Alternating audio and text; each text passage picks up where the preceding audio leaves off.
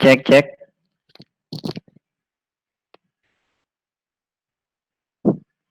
Halo, kedengaran nggak teman-teman? Kedengaran Fajri. Jelas sekali. Oke, bismillahirrahmanirrahim. Assalamualaikum warahmatullahi wabarakatuh. Waalaikumsalam warahmatullahi wabarakatuh. Alhamdulillahirrabbilalamin. Wabihi nasta'in ala umurid dunya waddin. Wassalatu wassalamu ala asyrafil anbiya wal mursalin. Sayyidina wa maulana Muhammadin wa ala alihi wa sahbihi ajmain amma ba'du. Pertama-tama marilah kita senantiasa bersyukur kepada Allah Subhanahu wa taala yang mana Allah Subhanahu wa taala telah memberikan banyak sekali nikmat kepada kita, terutama nikmat sehat walafiat, sehingga pada kesempatan hari ini kita dapat menghadiri acara workshop media yang diadakan oleh LDKS Fidik dengan hikmah, tertib, dan lancar. Semoga acara kita pada kali ini selalu senantiasa diberkahi oleh Allah Subhanahu wa taala, dan dengan wasilah acara kita mengikuti acara workshop ini, Allah Subhanahu wa taala senantiasa memudahkan jalan kita menuju surganya. Amin ya robbal alamin. Baiklah, untuk mempersingkat waktu, mari kita buka acara workshop media kita pada hari ini dengan bacaan basmalah. Bismillahirrahmanirrahim. Memasuki acara selanjutnya adalah pembacaan kalam ilahi yang akan dibacakan oleh saudara Jihad Setiawan Putra. Kepadanya dipersilakan. Tafadhol masykuran akhi.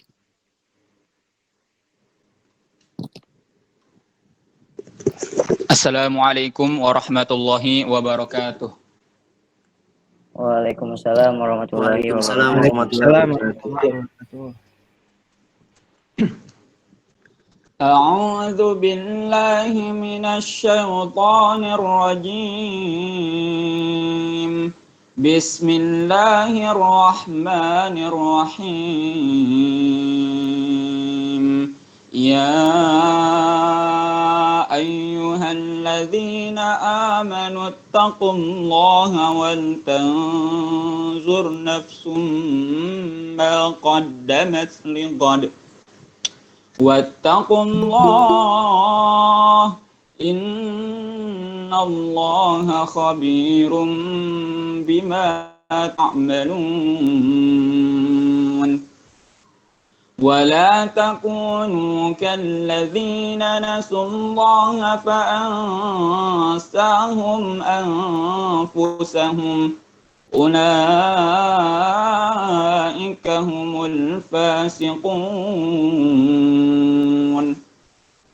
لا يستوي أصحاب النار وأصحاب الجنة. أصحاب الجنة هم الفائزون.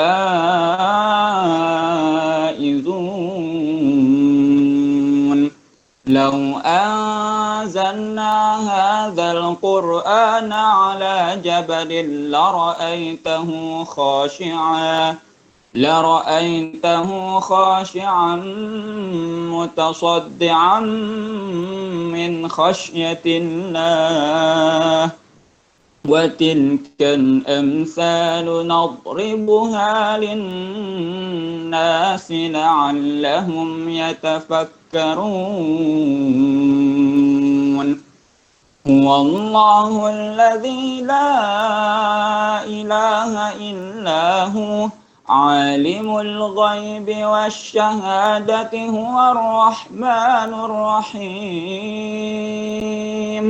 هو الله الذي لا إله إلا هو الملك القدوس السلام المؤمن المهيمن العزيز الجبار المتكبر. سبحان الله عما يشركون. هو الله الخالق البارئ المصور له الأسماء الحسنى يسبح له ما في السماوات والأرض وهو العزيز الحكيم صدق الله العظيم. Wassalamualaikum warahmatullahi wabarakatuh. Waalaikumsalam warahmatullahi wabarakatuh. Allahumma arhamna bil Quran. Terima kasih kepada saudara Jihad Setiawan Putra yang telah membacakan kalam ilahi. Semoga kita yang mendengarkan dan yang membacanya bisa mendapatkan rahmat Allah Subhanahu wa taala. Masuki acara selanjutnya adalah sambutan oleh Ketua LDKS Sidkom kepada saudara Muzammil Fatah, dipersilakan.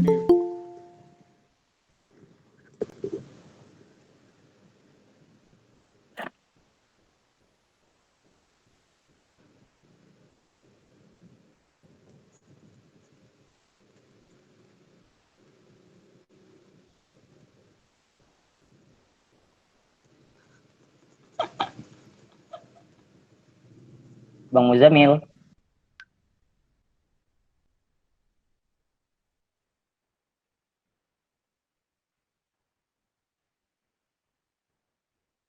Halo.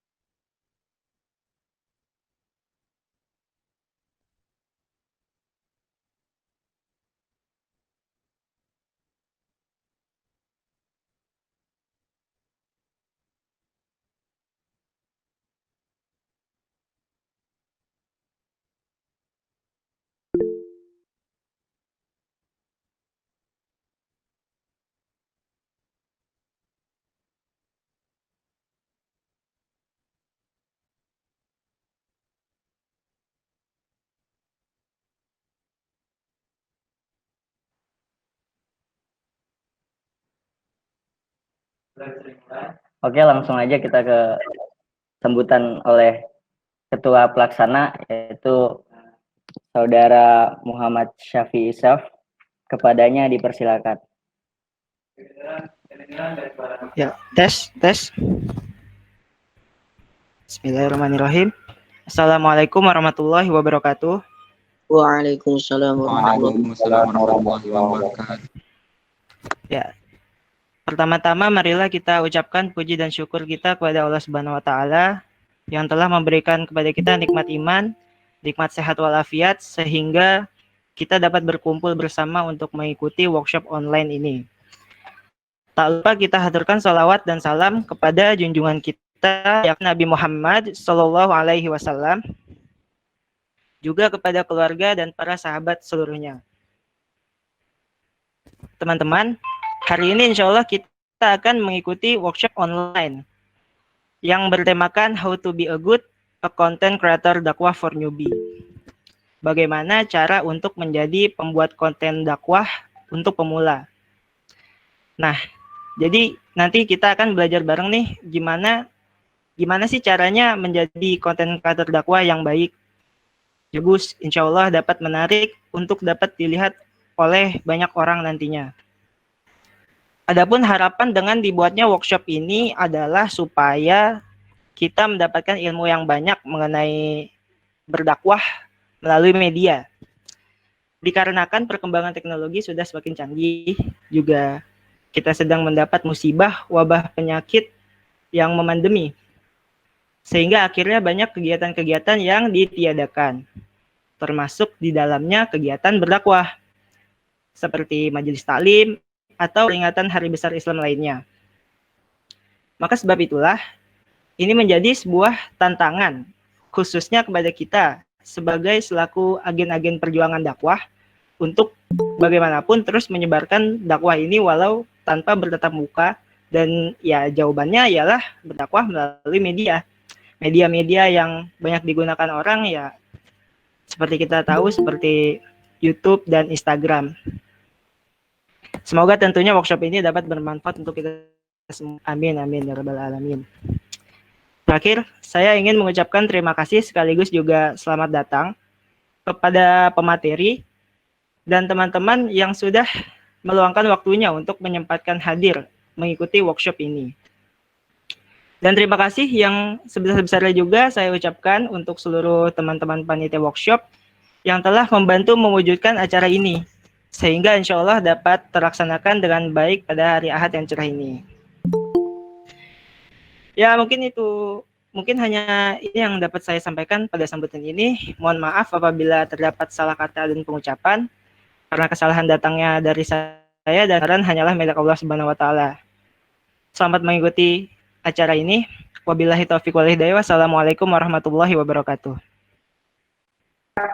Waalaikumsalam warahmatullahi wabarakatuh. Terima kasih kepada saudara Syafi'i Isyaf yang telah memberikan sambutannya selaku ketua pelaksana. Selanjutnya kita memasuki acara selanjutnya, yaitu pembacaan CV oleh saya sendiri.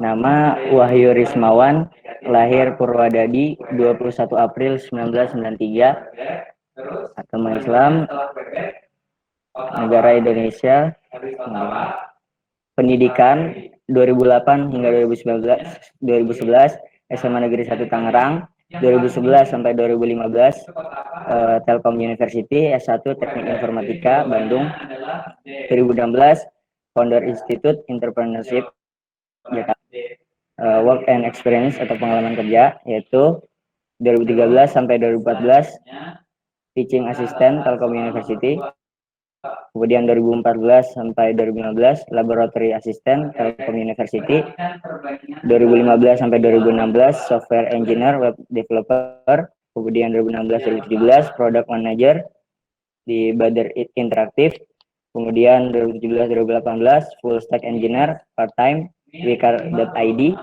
2019 Lead Technology Specialist, kemudian 2017-2020 Head of Product di Startup, kemudian 2017 hingga sekarang CEO Founder Yomi Indonesia, dan 2020 Januari hingga sekarang Product Manager di iGrow Asia. Kemudian penghargaannya adalah 2013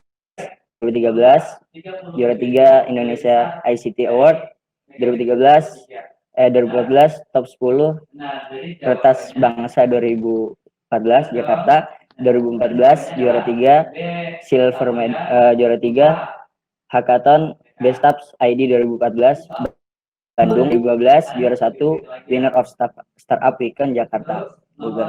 Kemudian volunteer and pengalaman volunteer yaitu 2015-2016 IT Spesialis Antariksa Indonesia Mengaji, 2016 sampai 2018 Product and Technology Mentor Gerakan 1000 Startup Digital. Nah, itulah CV dari pemateri kita, Kak Wahyu Rismawan.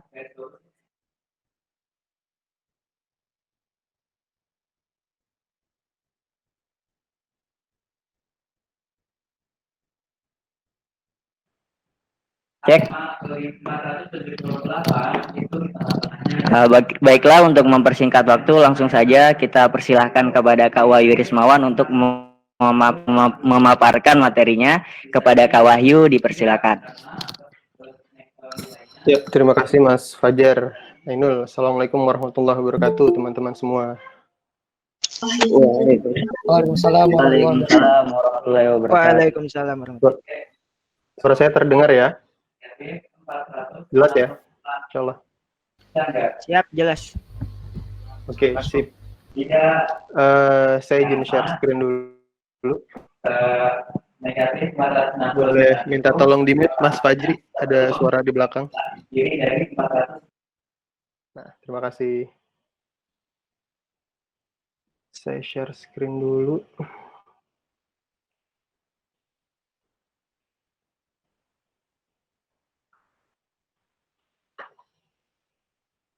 Sudah terlihat ya? Sudah terlihat ya teman-teman ya? Ya, sudah. Oke, sip. Ya. Ya, bismillahirrahmanirrahim. Insya Allah teman-teman, insya Allah selama 1 jam ke depan, kurang lebih, saya akan sharing tentang how to be a dakwah content creator. Seperti yang diminta oleh teman-teman panitia dari teman-teman LDK UIN. Perkenalkan sekali lagi, nama saya Wahyu Rismawan. Di sini saya sebagai co-founder Yaumi Indonesia. Buat teman-teman yang belum tahu Yaumi Indonesia itu apa, bisa cek di Instagramnya yaumi.indonesia. Jadi kita adalah sebuah dai digital ya, bisa dibilang kalau kita bilangnya dai digital untuk membantu teman-teman anak muda Muslim agar bisa lebih baik dari hari ke hari secara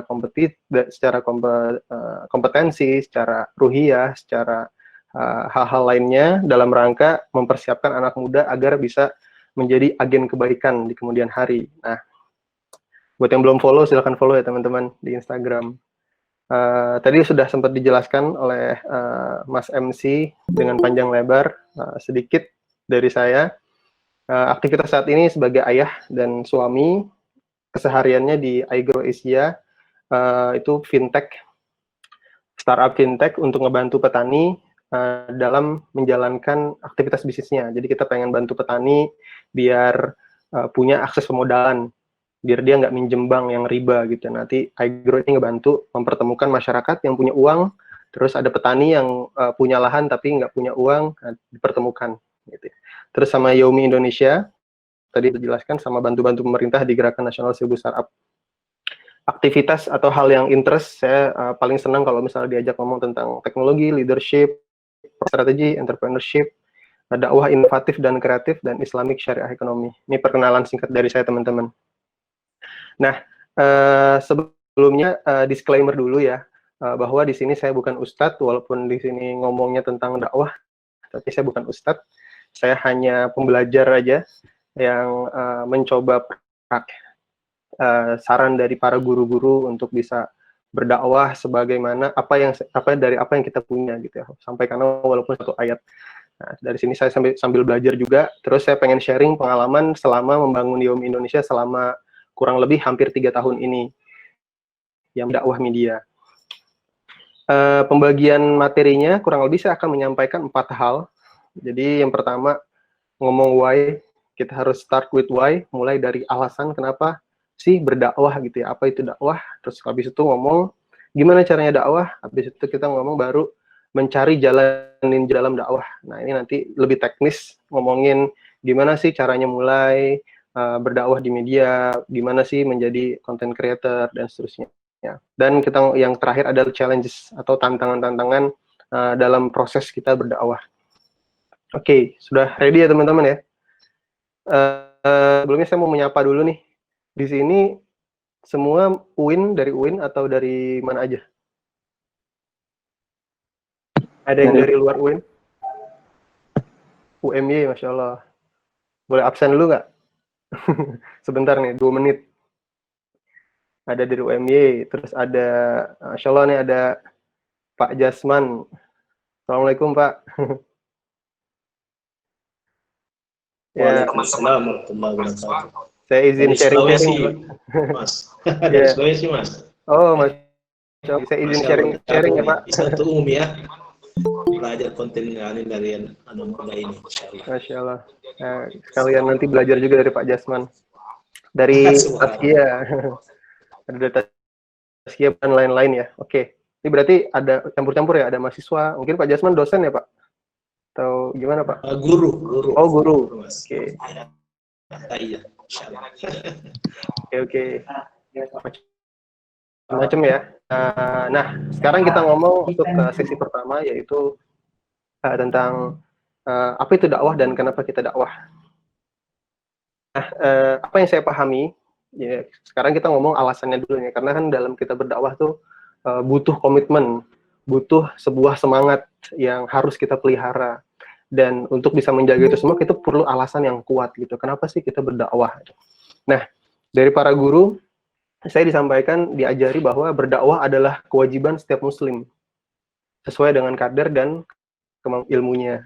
Jadi berdakwah itu bukan tugas para ustadz saja, bukan tugas dari para kiai-kiai saja, bukan tugas dari para ulama saja, tapi berdakwah adalah kewajiban setiap muslim sesuai dengan kadar kemampuan ilmunya. Teman-teman di sini di kampus berdakwah sesuai dengan kemampuannya di area kampus.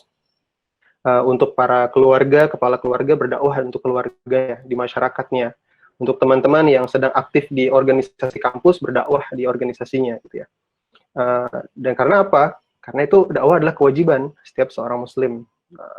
Tidak peduli dia ulama, ustadz, atau orang biasa seperti kita semua.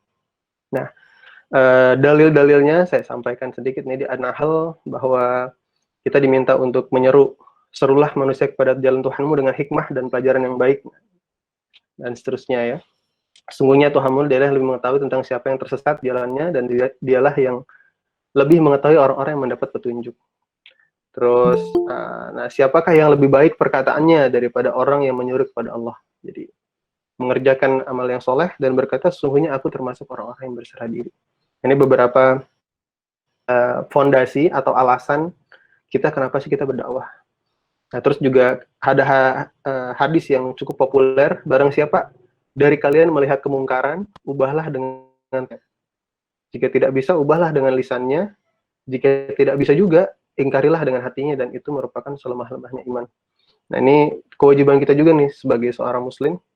Misalnya di lingkungan kampus kita melihat ada sebuah hal yang kurang baik, misalnya sampah berantakan, kebiasaan orang yang kalau habis make perpustakaan terus berantakan gitu kan, kita ngeliat ada hal yang sebenarnya kurang indah gitu ya. Nah, di situ kira-kira apa yang bisa kita lakukan? Atau hal yang lebih kompleks lainnya, permasalahan kampus, banyak mahasiswa-mahasiswa yang sulit membayar SPP karena keadaan ekonomi, apalagi sekarang lagi COVID.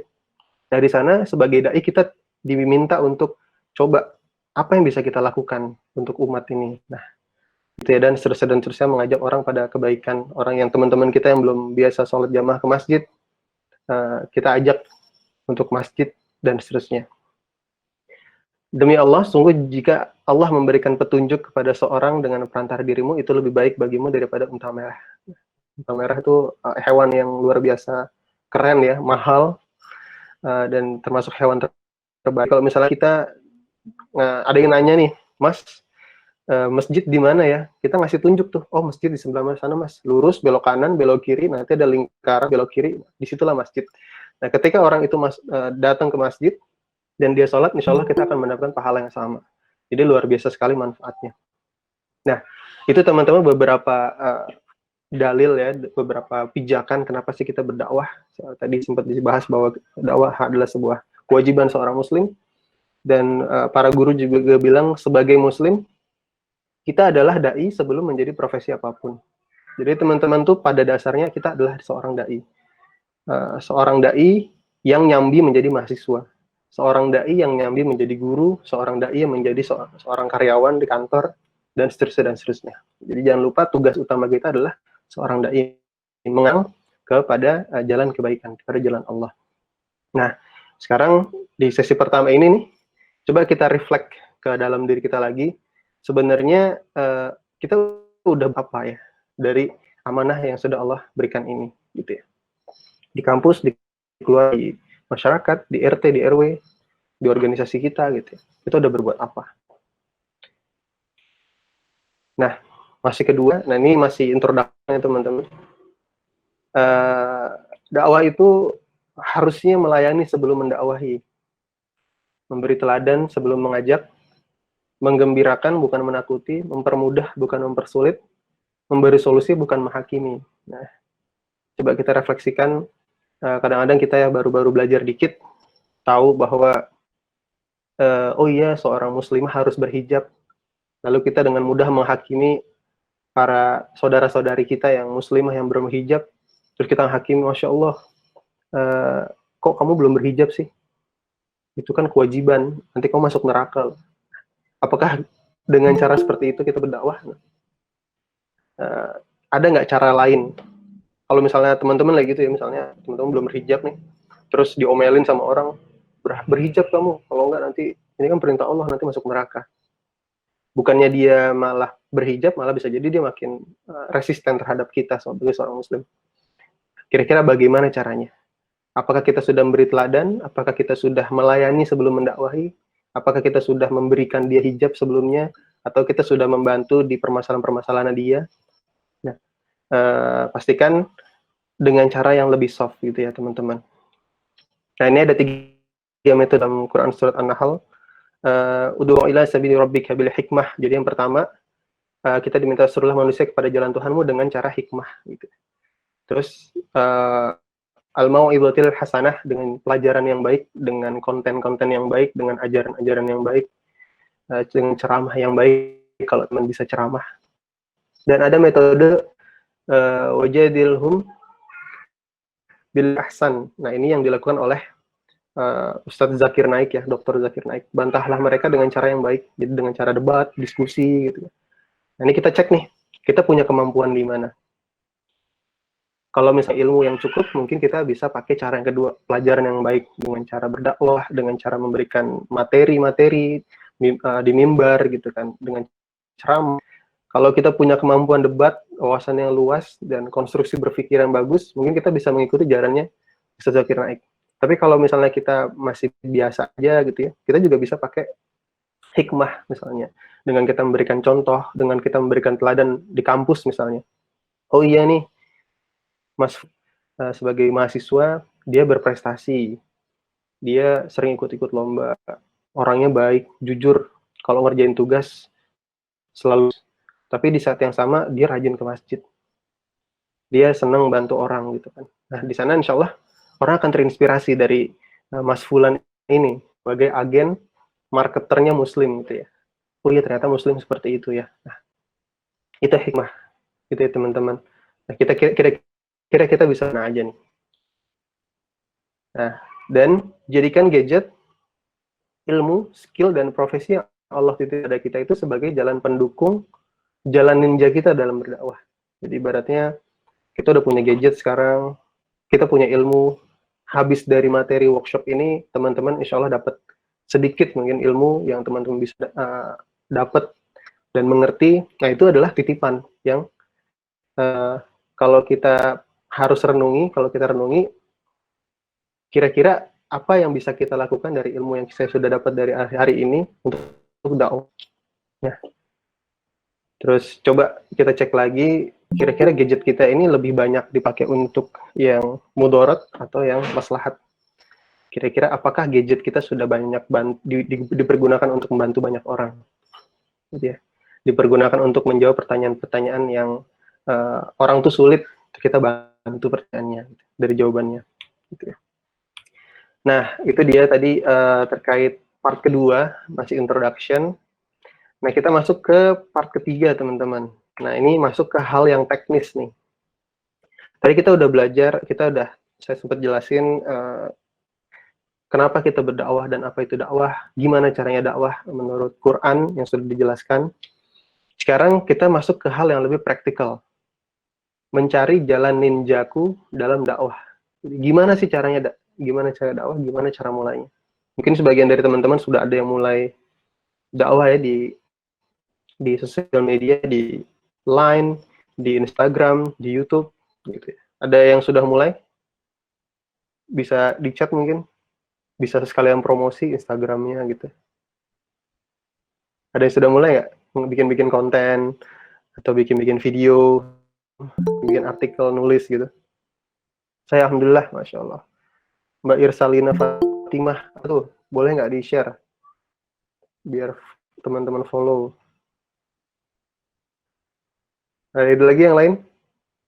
Alhamdulillah sudah bikin microblog. Muhammad Syaroni YT apa YouTube ya?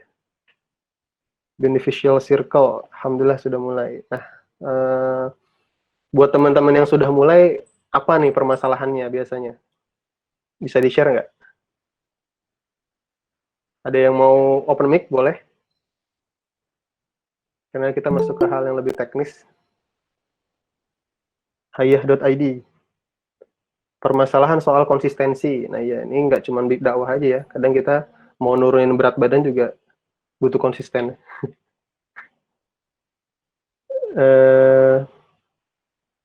Munzalan.id, Masya Allah. Munzalan ini Masjid Munzalan, itu beda lagi. Infak beras Indonesia berwakaf. Oke, cukup banyak ya teman-teman yang sudah mulai ya. Jadi nanti bisa sekalian sharing juga. Saya coba sampaikan beberapa hal. Sebentar ya.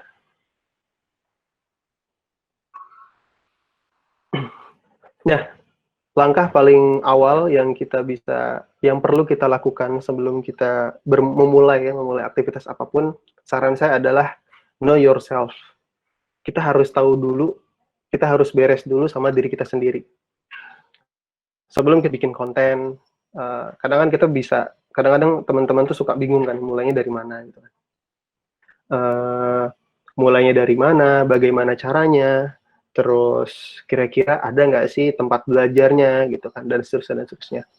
Cuman sebelum menjawab pertanyaan itu, ada pertanyaan yang lebih fundamental yang harus teman-teman jawab, yaitu apa sih sebenarnya keahlian saya, apa sih yang saya punya, apa sih kekurangan saya, dan apa yang saya suka.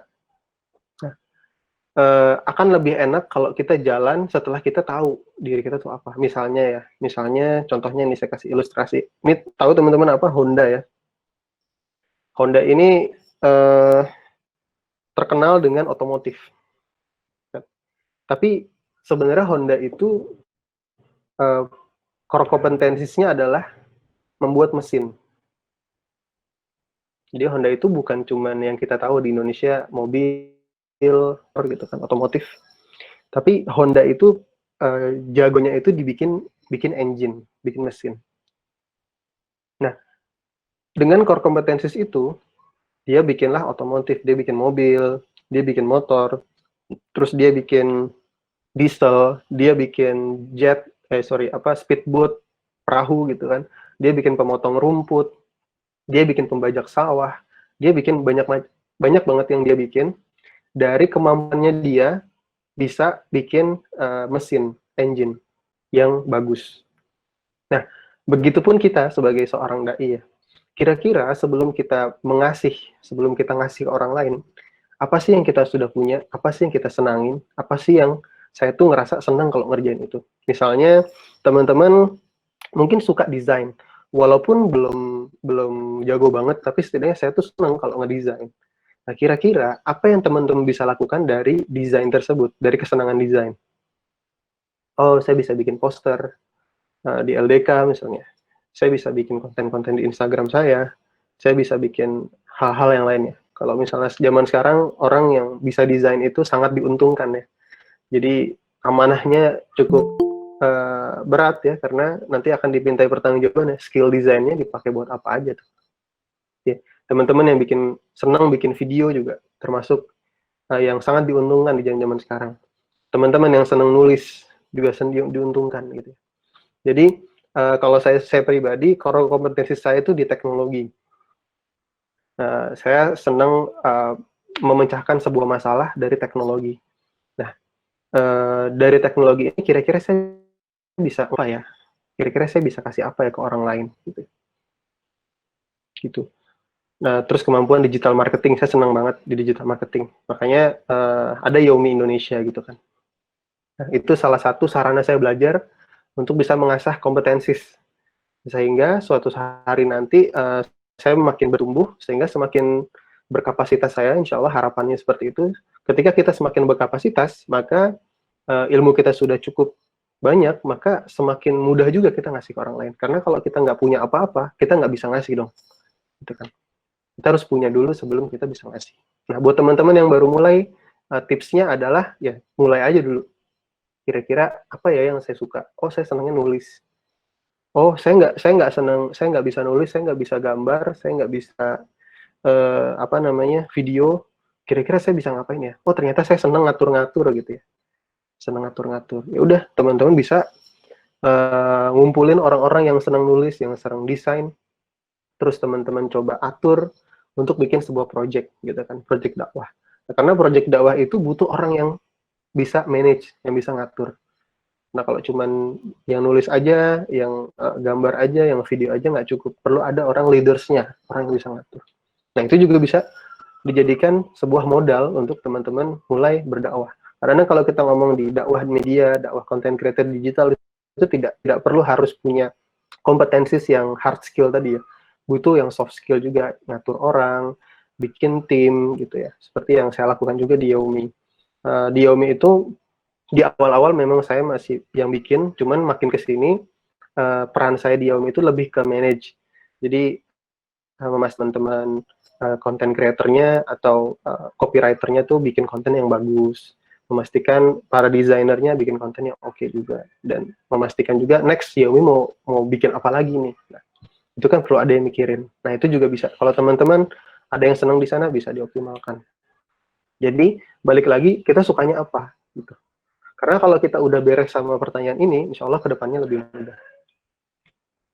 Nah, selanjutnya, nah ini pertanyaan step nomor 2, yang tidak kalah penting. Yang selanjutnya adalah yang kita harus jawab adalah, siapa sih sebenarnya target dakwah saya? Karena kalau kita tidak clear, kalau kita tidak benar-benar jelas menargetkan siapa target dakwah saya, maka kita akan tidak optimal dalam menyampaikan pesan-pesan kebaikannya. Contohnya ya teman-teman, semakin spesifik semakin bagus. Misalnya teman-teman senang lagi naik sepeda gitu. Sekarang kan lagi banyak klub-klub sepeda ya.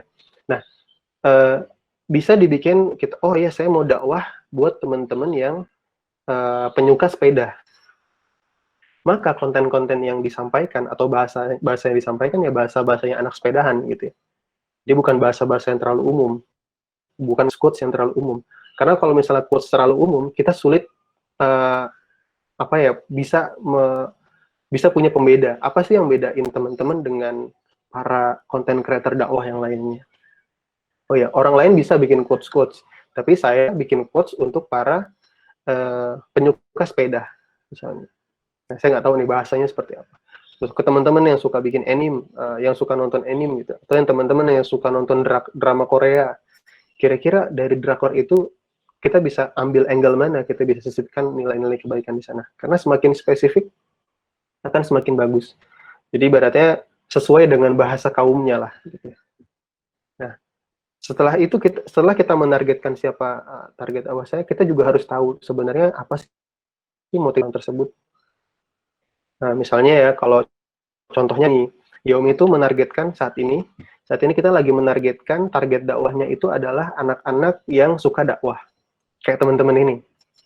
Jadi target dakwahnya Yaumi adalah menargetkan anak-anak yang concern, udah muslim yang concern terhadap dakwah. Ya, terus saya cari tahu lebih lanjut. Anak-anak yang seperti ini tuh dia ada di mana sih? Oh, dia ada di kampus-kampus. Dia ada di komunitas-komunitas pengajian, gitu ya.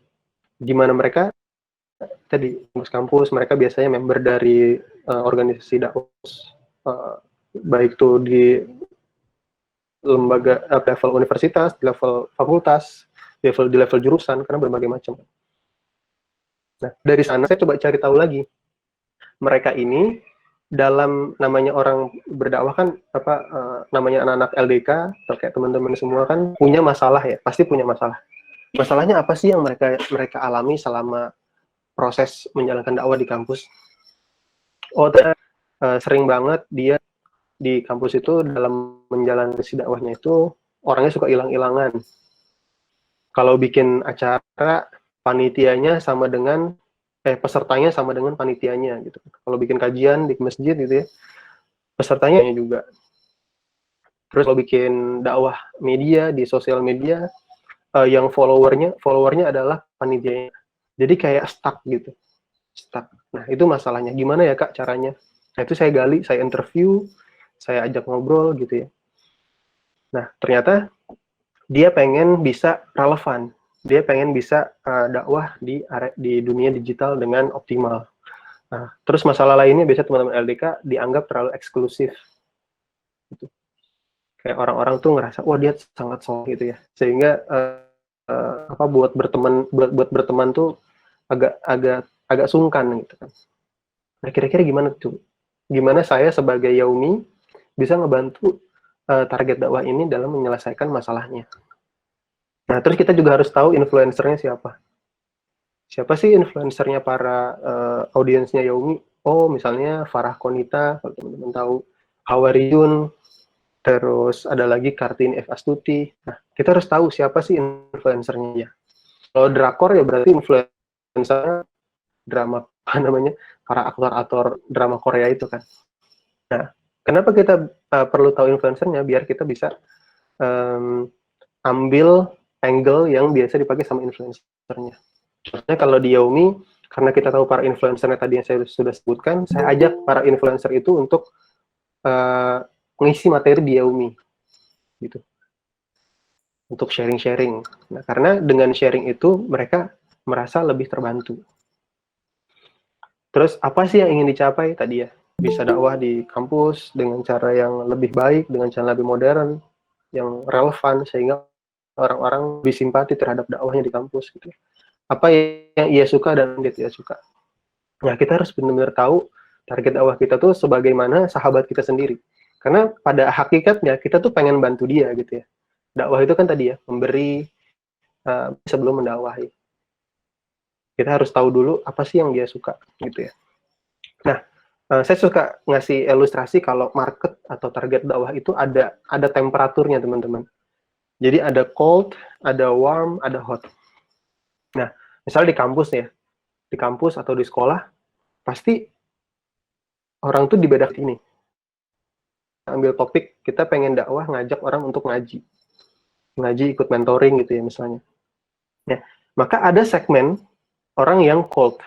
Orang cold ini kayak mempertanyakan, ngaji apaan tuh gitu ya. Kenapa emang gue harus ngaji? Apa untungnya gue? Itu radikal deh misalnya. Sering ada kayak gitu ya. Nanti gue di brainwash gitu. Nah, tadi ada segmen-segmen orang yang dia tuh masih resisten karena dia belum kenal gitu. Jadi ada caranya sendiri untuk ngehandle orang yang cold. Ada yang warm, waktu udah anget. Nah, dia ini udah kepengen ngaji tapi masih suka mager gitu ya. Kadang-kadang masih harus dipaksa, harus disentil dulu gitu ya. Harus diajak karena dia ngerasa sering futur gitu. Nah, pengen ngaji sih tapi suka mager nih, lagi mager nih. Kepengen sih tapi bentrok nih, lagi ada tugas gitu. Nah, itu treatmentnya beda. Tadi ada lagi yang hot. Hot ini ibaratnya aktivis dakwahnya justru. Kalau udah kajian tuh dia nyari, kajian di mana ya? Minggu ini gue harus bikin kajian ini. Google kalendernya tuh penuh dengan kajian gitu. Oh, hari Selasa ke sini, hari Rabu ikut webinar ini, hari Kamis ikut webinar di Ustadz mana gitu ya. Dia seneng banget ngaji gitu ya. Bahkan dia dengan rela mengajukan diri menjadi panitia gitu ya. Bisa nggak gue jadi panitianya? Ustadznya favorit gue tuh misalnya. Nah, dengan kita punya framework begini dengan rumus cold, warm, sama hot, ini akan memudahkan kita menentukan target dakwah kita tuh yang kayak gimana sih. Karena nggak bisa kita pakai bahasa orang hot ke cold. Nah, tanpa bermaksud merendahkan gitu ya. Biasanya kalau cold tuh, kalau di kampus tuh anak-anak kantin gitu misalnya. Yang suka nongkrong-nongkrong, suka ngerokok-ngerokok gitu kan. Nah, mereka kayak penting aja, ngaji itu apa sih? Mungkin ke masjid juga kayak ngerasa penting. Nah, yang segmen ini perlu treatment khusus. Nggak bisa tuh dikasih ayat, dikasih hadis gitu ya, dinasihati nggak bisa. Mungkin dengan cara yang lebih soft. Itu yang seperti yang dilakukan sama Ustadz Hanan Ataki kan. Dia coba masuk ke komunitas-komunitas skateboard, komunitas sepeda gitu kan. Yang biasa dia nongkrong, diajak ngaji. Diajak mengenal Allah gitu ya. Nah, dengan cara yang bahasanya mungkin gue lo gitu ya, nggak yang ana antum, karena resisten orang-orang kok. Jadi kita harus menyesuaikan target dakwah kita. Nah, penting kalau kita nggak menentukan target dakwah ini sesimpel call to amhot, maka kita bisa jadi salah sasaran gitu ya. Salah sasaran. Nah, itu tadi nomor 2, know your audience. Yang ketiga adalah tadi kita sudah kenal diri kita sendiri. Terus kita udah tahu kita mau bantu siapa, target dakwah kita siapa. Siapa sih orang yang pengen kita deketin gitu ya. Selanjutnya adalah kita harus tahu competition landscape. Jadi dakwah pun mirip kayak apa ya? Nah, kalau saya bilangnya kenapa di sini competition landscape, karena ya dakwah itu berlomba-lomba dalam kebaikan gitu ya. Misalnya kita pengen dakwah di area Yaumi gitu ya. Kita pengen dakwah ke anak muda muslim yang suka dakwah gitu ya, biar dia bisa menyebarkan kebaikan dengan lebih yang optimal dengan cara-cara yang kreatif dan inovatif. Nah, kalau kita udah tahu mau nyasar siapa, kita harus tahu juga siapa sih yang menyasar target dakwah kita yang sama. Saingan gue siapa sih, gampangnya gitulah. Nah, kita bisa tahu, kita bisa belajar dari dia. Contohnya ya, misalnya Yaumi. Yaumi mirip segmen dakwahnya itu mirip kayak hijab Alila. Cuma hijab Alila lebih spesifik lagi ke muslimah. Hijab Alila nih punyanya ya hijab Alila ya.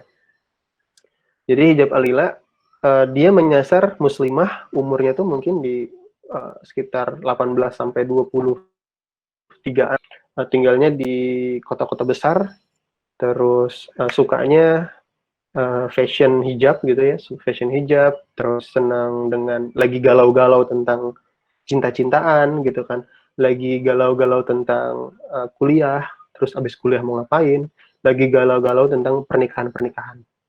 Nah, kita harus tahu segmentasinya kayak gitu. Target dakwahnya seperti itu. Nah, dari target dakwah seperti itu, dikuliklah sama dia.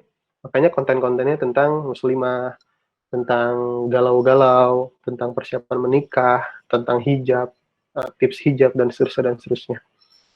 Nah, pastikan kita ngomong sesuai dengan apa yang audiens itu pengen, lagi butuhin, bukan pengen, tapi lagi butuhin. Misalnya, audiensnya hijab Alila kan lagi galau-galau, ya udah coba bikin konten untuk menjawab kegalauannya, untuk mengedukasinya. Makanya suka bikin video di YouTube kan, ada konten-kontennya kalau kita cek.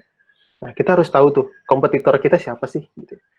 Kalau Yaumi mungkin nggak 100% mirip kayak hijab Alila, tapi mirip-mirip orang-orangnya lagi galau gitu ya, lagi quarter life crisis. Nah, kita ada tipsnya kalau di Instagram, kita klik sini nih, nanti akan muncul similar account. Jadi kalau misalnya kita nih di misalnya saya buka Yaumi ya, Instagram yang Indonesia. Terus kalau diklik ini, oh saya nggak bisa ya, saya lagi nggak login di Yaumi deh. Atau misalnya ini deh, nggak bisa juga. Nah, jadi kalau misalnya nanti teman-teman login, ini kayak tampilan yang lama ya. Dia diklik itu dia ada similar account. Nah, di situ kita bisa tahu kompetitornya tuh siapa aja sih. E-komik, Muslimah Daily, Kartun Muslimah. Nah, teman-teman cek. Nah, setelah kita tahu kompetitor kita kayak gimana, segmentasinya apa, kita riset kecil-kecilan. Nah, fungsinya apa? Fungsinya biar tahu apa sih yang sudah bagus dari dia, yang kita bisa mungkin tiru.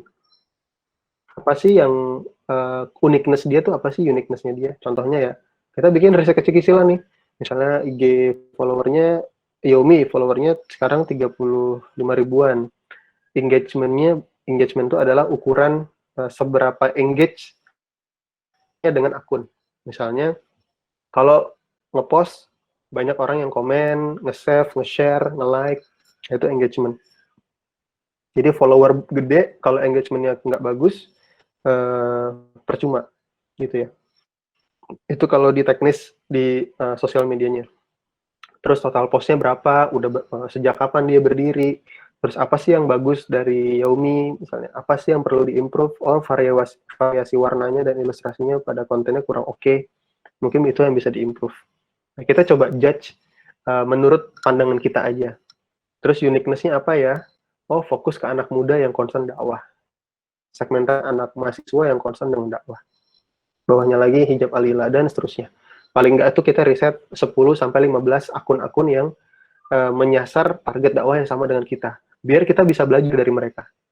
Nah, karena khususnya buat mereka-mereka yang sudah followernya udah banyak, yang sudah kontennya sudah bagus, jadi kita bisa belajar, oh gitu ya cara bikin konten yang bagus, oh gitu ya biar engagementnya bagus, biar orang bisa menerima pesan-pesan yang disampaikan. Nah, kita bisa belajar dari kompetitor. Contohnya, kita cek, oh postingan-postingannya kayak gini, ada video, ada mungkin quotes, ada IGTV dan seterusnya. Kita bisa belajar dan bagaimana respon orang-orang di dalamnya. Karena setiap ada komen, setiap ada postingan, gimana sih respon dari orang-orang. Nah, kita bisa belajar tuh. Bisa belajar, oh iya nih orang suka, misalnya Syukron Hijab Alila selalu post konten-konten positif yang suka jadi mood booster banget, apalagi yang temanya ini tentang quarter life crisis ya. Jadi masih galau lah tentang masa depannya gitu ya. Galau menentukan gua harus mengambil jalan yang mana gitu. Itu kan kegalauan anak-anak muda kayak teman-teman atau termasuk saya juga. Kita bisa coba belajar dari mereka, dari para kompetitor kita. Sehingga kita bisa ATM, amati, tiru, modifikasi. Apalagi ini cara yang optimal banget buat teman-teman yang baru memulai. Jadi kalau misalnya baru mulai itu nggak usah banyak mikir, bikin aja, nyontek aja dalam tanda kutip ya. Maksudnya kita coba tiru aja, terus kita bikin modifikasi dengan cara kita. Nanti lama-kelamaan, sebulan, 2 bulan, insya Allah kita akan punya cara sendiri. Oh iya, ternyata gua tuh begini ya cara dakwahnya. Misalnya. Nah tadi ya, tentang kompetitor. Terus selanjutnya, tentang uniqueness. Nah ini penting nih. Kenapa kita perlu punya uniqueness? Agar bisa menjawab 3 pertanyaan ini. Kenapa sih target dakwah saya perlu memperhatikan apa yang saya sampaikan? Jadi kalau teman-teman dakwah, kalau dakwah di sosial media itu bukan berarti kita mengejar likes ya, bukan mengejar follower, itu bukan tujuan teman-teman. Follower, likes, comment, engagement rate itu bukan tujuan. Tapi dengan itu semua kita bisa mengukur apakah yang kita lakukan sudah optimal atau belum. Sekali lagi ya, kalau dari tadi saya ngomong tentang follower dan lain-lain itu bukan tujuan, itu hanya cara mengetahui apakah yang kita lakukan sudah benar atau belum. Sudah bisa diterima dengan baik oleh audiens kita belum. Sudah sesuai dengan algoritma Instagram atau belum. Karena tadi ya, Instagram tuh punya algoritma. Contohnya kita posting itu nggak bisa sembarangan, di jam-jam sembarangan. Biasanya Instagram itu akan bagus kalau posting itu di jam 5 sampai jam 7 sore. Jangan posting pagi-pagi, karena kalau pagi-pagi orang lagi nggak buka IG, lagi nggak optimal buka IG, walaupun ada, tapi nggak optimal. Lebih banyak tuh di jam-jam 5 sampai jam 7, terus di siang-siang, jam-jam istirahat. Gitu. Nah, itu ada algoritma-algoritmanya. Postingnya harus setiap hari, karena kalau setiap hari, Instagram akan melihat, oh kita konsisten.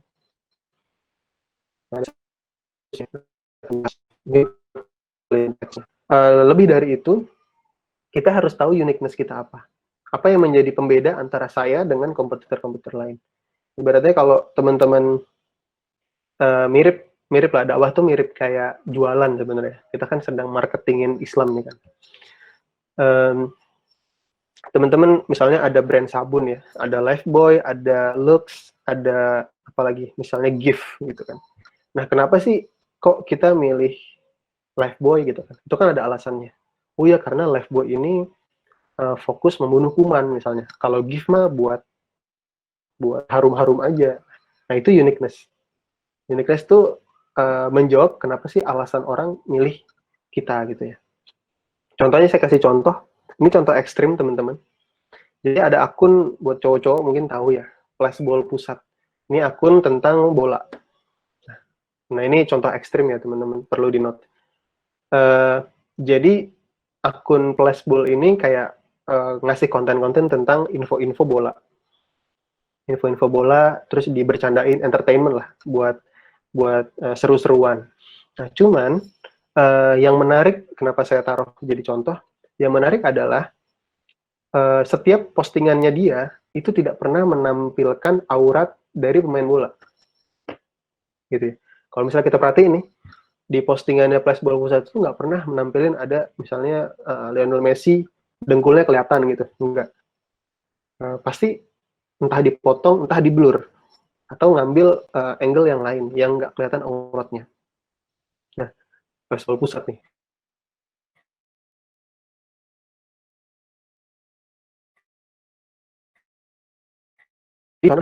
Dia akan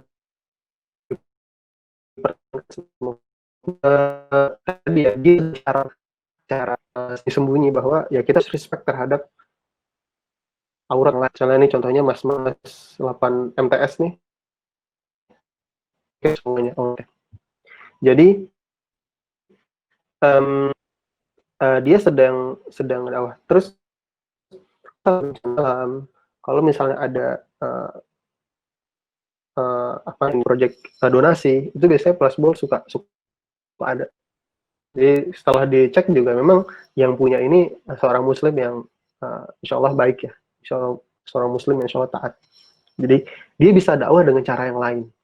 Nah, di sini yang saya pengen sampaikan adalah saya ngajak teman-teman, kalau misalnya kita belum pede sharing tentang ayat Al-Quran, tentang hal-hal yang fikih seperti itu yang berat-berat. Kalau kita belum bisa, coba kita mulai dari apa yang kita suka. Misalnya teman-teman suka tadi ya, misalnya contohnya suka Gundam gitu, atau suka game. Apa sih yang bisa kita sampaikan dari kebaikan di game itu? Misalnya ya teman-teman para gamer itu kan suka kebanyakan suka kalau ngegame suka nggak inget waktu kan. Mungkin kita bisa mengingatkan di sana. Ayo nggak apa ngegame. Yang penting kalau waktunya sholat, gitu kan. Nah, bisa jadi Allah memberikan kesukaan kepada kita bermain game tadi untuk mengingatkan teman-teman kita gamer yang lain gitu. Jangan kita jadi ikut-ikutan lalai juga. Nah, kalau teman-teman suka bola, coba bikin postingan-postingan bola gitu. Nah, contohnya yang menarik lagi kalau misalnya kita ngomong dakwah, Muhammad Salah gitu kan, pemain Liverpool yang dia jago gitu, main bolanya jago, jadi pemain terbaik. Terus kalau lagi ngegolin dia sujud, dia tinggal di Eropa gitu kan, di Liverpool. Jadi itu menurunkan tingkat Islamofobia yang lagi naik waktu itu. Jadi orang jadi lebih respect terhadap Islam. Oh ya, Islam tuh ternyata indah kok. Islam tuh nggak yang seperti orang-orang bilangin di luar sana, teroris-teroris segala macam. Nah, tadi ya, Muhammad Salah dakwah dengan sepak bola. Nah, teman-teman, kalau misalnya teman-teman orang yang sekolah di ilmu syaitan yang bisa bicara fikih, tafsir Quran secara fasih, ya teman-teman dakwah dengan cara teman-teman apa? Oh, teman-teman ngambil kuliah di matematika. Nah, kira-kira apa yang bisa disampaikan dengan matematika itu? Nah, itu contohnya, teman-teman. Contohnya lagi, saya sejarah nih. Saya gila gitu ya. Nah, contohnya ada namanya sekarang punya Mas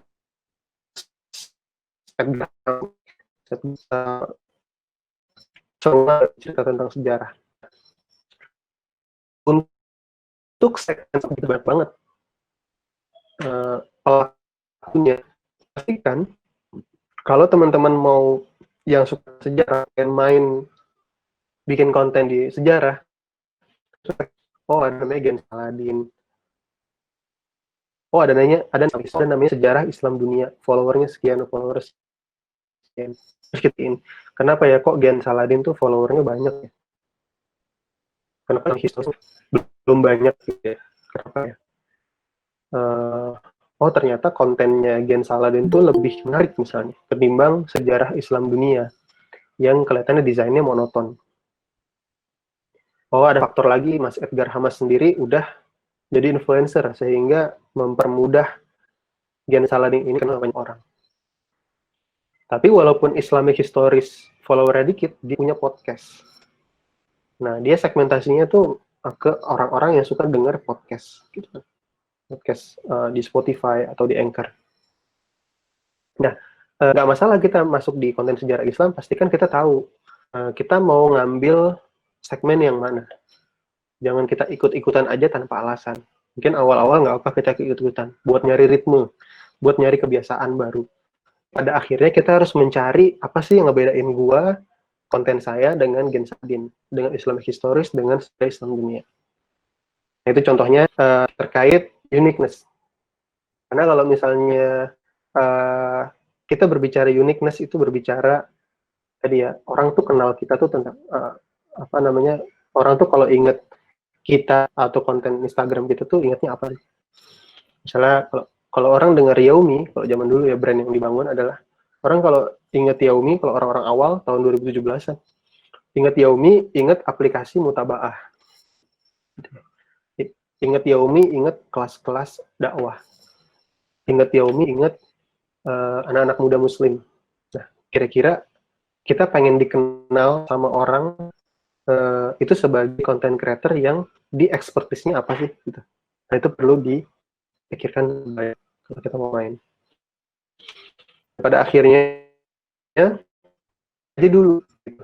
Apa disampaikan ini tuh cuma teori. Teori itu nggak cukup. Yang paling efektif adalah teman-teman mulai dulu bikin karya pertama kamu, 5 postingan pertama, terus iterasi, terus lihat setiap posting apa yang terjadi, dapat ilmu baru langsung diterapin, terus di repeat terus kayak gitu. Setiap minggu kita coba cek apa pembelajaran yang didapat. Oh, ternyata kalau bikin postingan yang nggak ada gambarnya itu kurang engage ketimbang yang ada gambarnya, misalnya seperti itu. Seiring berjalan waktu kita akan terus bertumbuh dan kita akan tahu ternyata cara yang efektif untuk bisa melayani audiens saya adalah seperti ini. Tapi bisa itu nggak mulai. Percobaan pertama, kedua, yang paling penting adalah enjoy the process. Teman-teman. Jadi jangan tadi ya ngejar follower aja, ngejar like, tapi kan bahwa kita pengen menyampaikan nilai kebaikan melalui sekarang lagi COVID, maka dai itu dipaksa transformasi menjadi dai digital, yang literate terhadap digital, yang paham bagaimana digital itu bekerja. Saat ini mungkin teman-teman belum paham, tapi kalau dijalanin terus, setahun 2 tahun, mudah-mudahan teman-teman akan jadi expert di digital ini. Terakhir soal challenge yang sering terlupakan, ya masalah apa namanya? Masalah dakwah itu adalah di konsistensi ya, di istiqomahan. Maka kita perlu punya lingkungan yang bagus untuk bisa menjaga motivasi kita. Kita perlu merawat ruhiyah kita, karena ya dakwah kan nggak ada imbalan duniawinya. Di sini kita sedang bertransaksi sama Allah, menjalankan kewajiban-kewajiban yang Allah sudah perintahkan. Maka manusia itu agak sulit kalau nggak dapat hasil kelihatan gitu ya. Apalagi milenial ya, teman-teman kayak kita semua biasa sama instant gratification, dapat hasil. Kalau bikin postingan, kalau ada likes-nya tuh kayak ada ini sebuah perayaan. Cuman gimana ceritanya kalau kita bikin postingan gitu kan, bikin pesan-pesan tapi nggak ada respon. Nah, apakah kita masih tetap bisa konsisten gitu? Makanya penting kita untuk merawat ruhiyah kita, hubungan baik kita dengan Allah terus didekatkan, karena itulah bahan bakar utama dalam berdakwah di media atau sebagai pengingat untuk saya pribadi dan teman-teman semua. Yang kedua yang saya pengen coba sampaikan juga, dalam ngejalanin dakwah ada namanya stres ya, bosen, atau kalau teman-teman sedang dipaksa di organisasinya ya, oh ya tim media kita dakwah yang inovatif nih, yang bisa diterima oleh segmentasi yang kita sudah tentukan. Kira-kira apa strateginya? Maksudnya. Maka kita akan stres, gitu kan? Akan stres gimana ya caranya ya? Nggak pikiran gitu. Nah, cuman kalau saya stres itu yang dicari, teman-teman. Itu yang dicari. Karena apa? Karena kita perlu stres yang cukup untuk tumbuh. Kita perlu stres yang cukup untuk bisa tumbuh, gitu. Karena kalau teman-teman nggak stres, berarti teman-teman sedang belajar sesuatu yang baru. Kalau teman-teman baru belajar, misalnya di kampus ya ada mata kuliah susah gitu, misalnya statistik, biasanya kan kita pusing ya, kalau lagi belajar pusing gimana caranya. Pusing itu berarti kita sedang ngedobrak tuh, sedang push the limit. Justru kalau misalnya kita sudah biasa dengan aktivitas, misalnya bikin konten, kalau teman-teman udah jago, nanti udah nggak mikir lagi, udah kayak biasa aja. Nah, kalau sudah biasa itu berarti kita butuh tantangan yang bikin kita stres yang cukup tadi.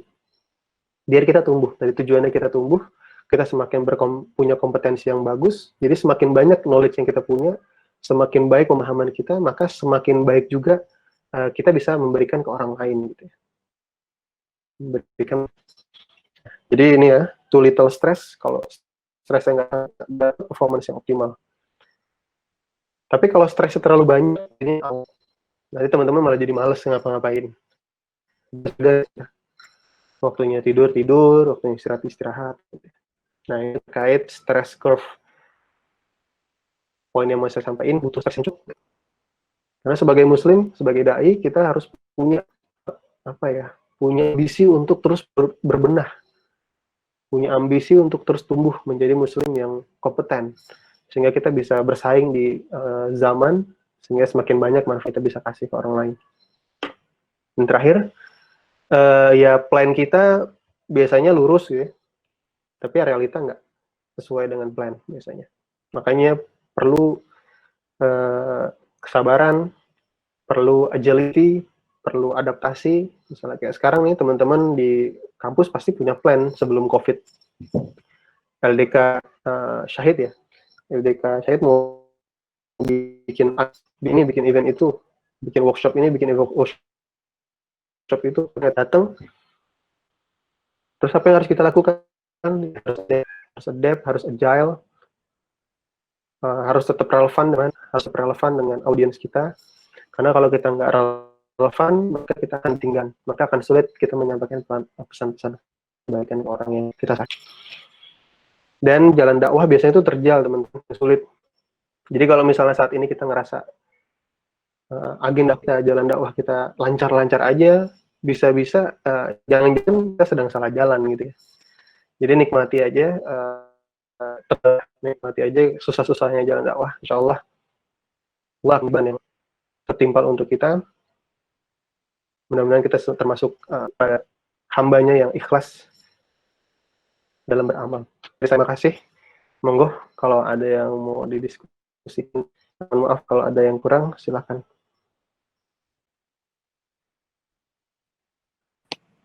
Baik, terima kasih kepada Kak Wahyu yang memaparkan materinya. Luar biasa banget ya teman-teman. Tadi udah dijelaskan. Nah, kita harus berdakwah, terus gimana caranya dakwah, sedikit merangkum ya, meresum.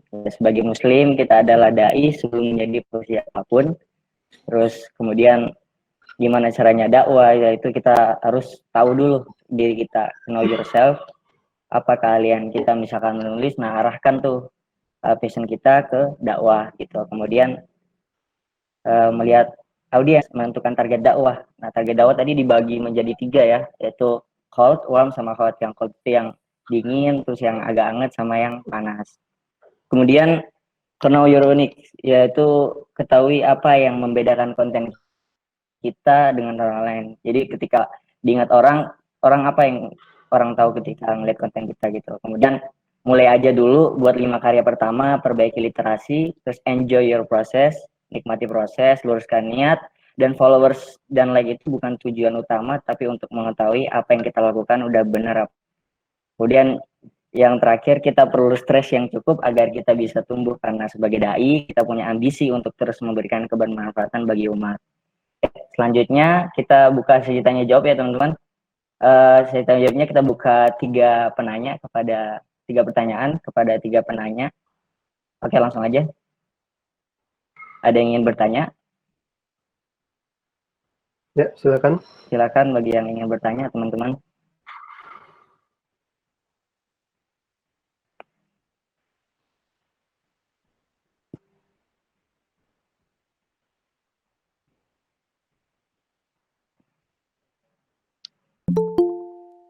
Boleh ditulis kalau nggak mau pakai suara.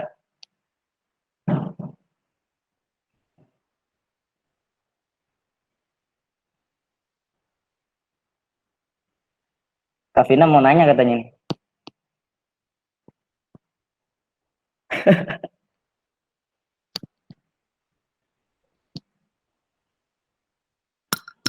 Ngerti nggak saya nyampein apa tadi?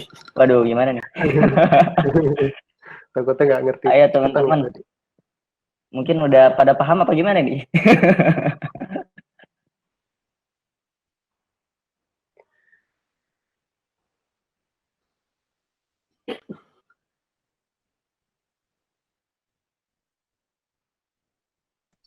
Mau nanya dong. Ya, silakan Kak Vina. Ya.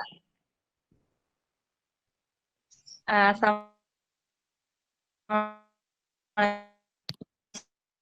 warahmatullahi wabarakatuh. Dari Unsur Hidayatullah, Jakarta. Mau bertanya nih, Kak. Misalnya kita pengen bikin kayak mikroblog atau dakwah gitu secara digital. Namun ngelihat ke diri kita sendiri gitu loh, kayak pantas ya gitu. Emang kita udah bener banget ya. Kadang hal-hal suka membuat maju mundur gitu loh Kak kalau mau bikin konten dakwah. Nah, itu cara mengatasinya kayak gimana ya? Cuma Oke.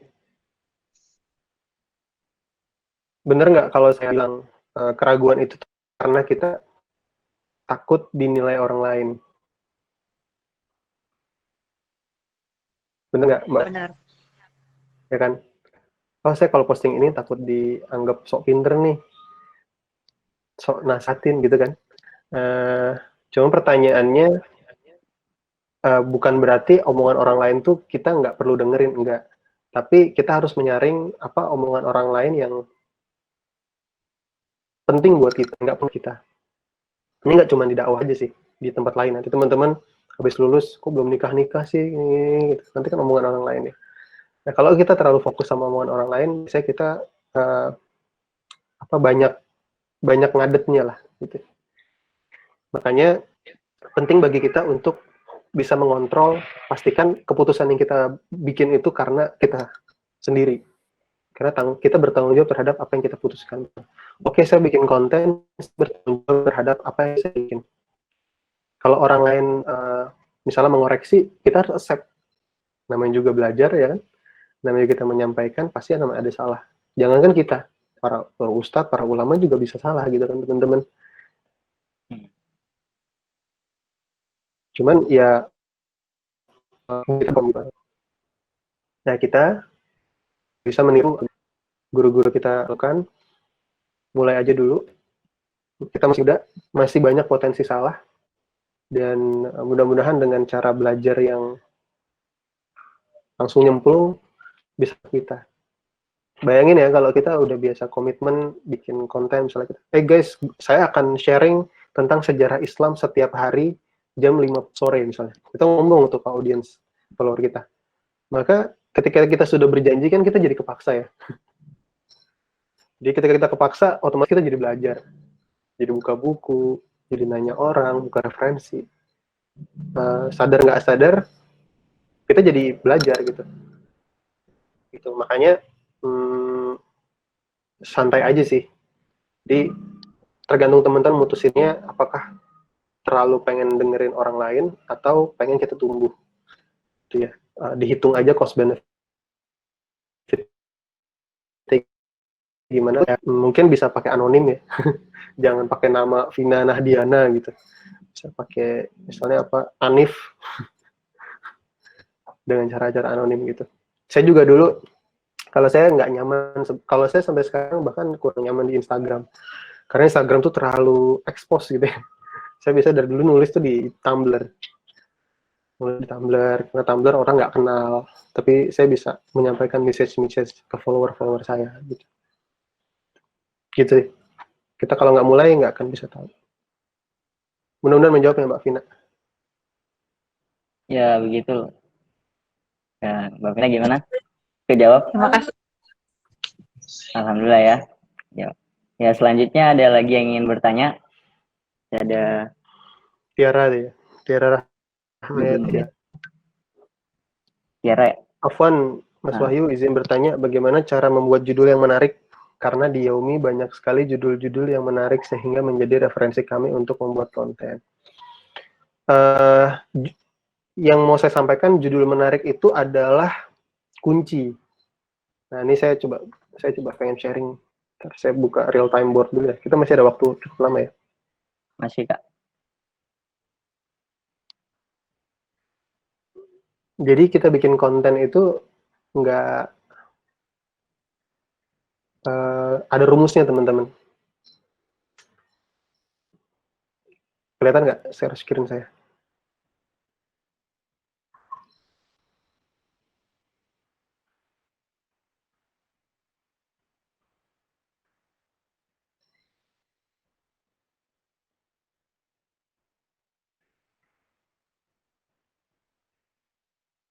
Nah, ini ibaratnya konten carousel kita nih di Instagram. Biasanya kan ada 10 ya.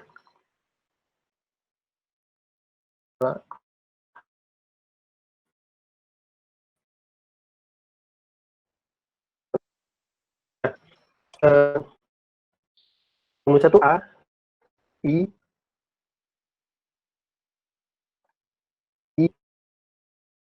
E, A. Ini rumusnya nih. Telan aja dulu. Jadi A itu cover. Ini kan biasanya cover, slide pertama kan. Ya kan? Jadi orang pas pertama kali buka Instagram yang dilihat adalah A ini. Nah, A itu artinya attention.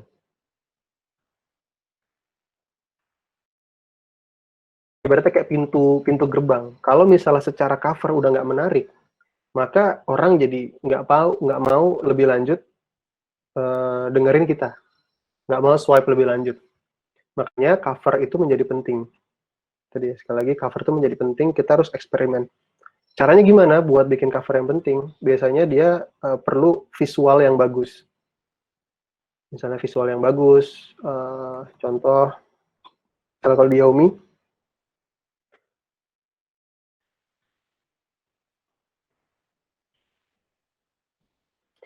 lihat ada misalnya dulu kita tuh dulu kita dapat pelajaran itu kontennya bagus tapi covernya nggak bikin orang pengen klik gitu. Mana ya contohnya ya zaman dulu?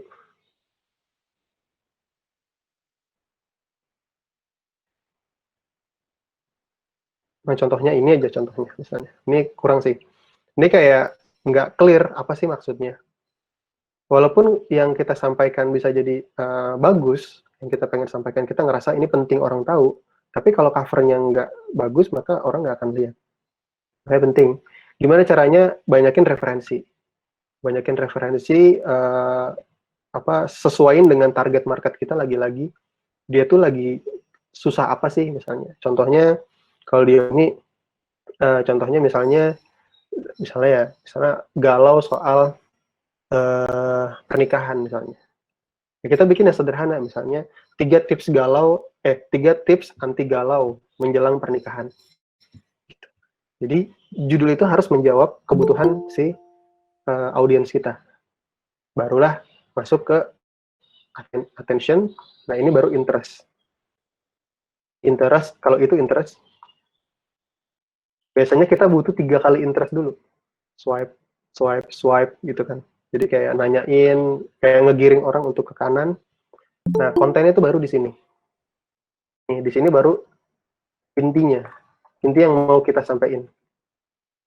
Edukasi atau hal-hal lainnya lah.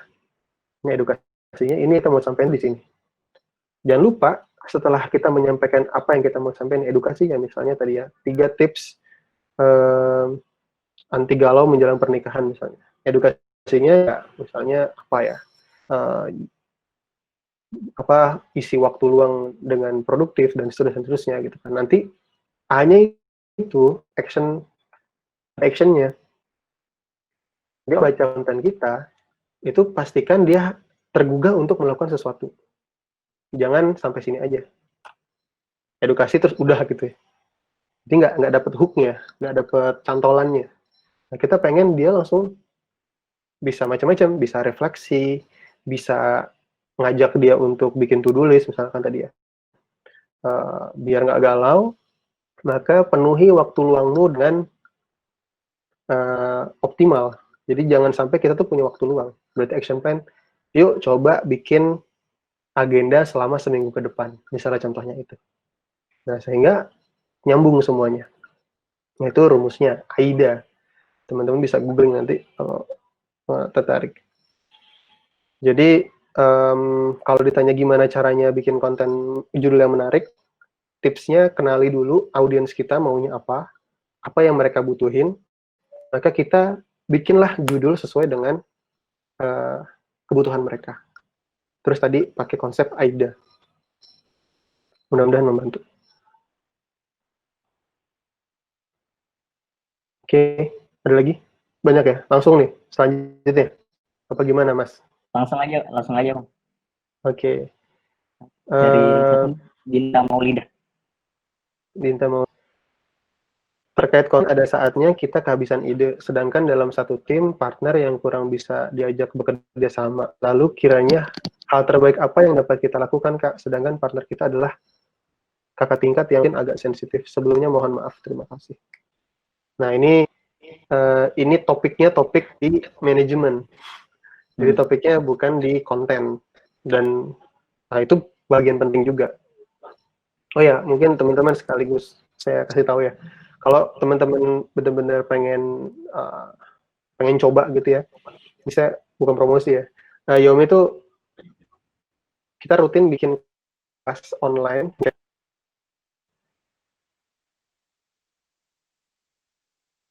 Di konten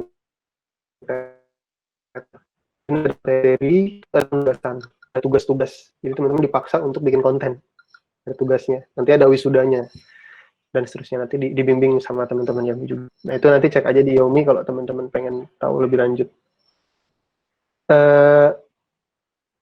Permasalahan yang umum juga karena soal SDM, soal contoh kayak di LDK orangnya pada hilang-hilangan atau susah diatur segala macam.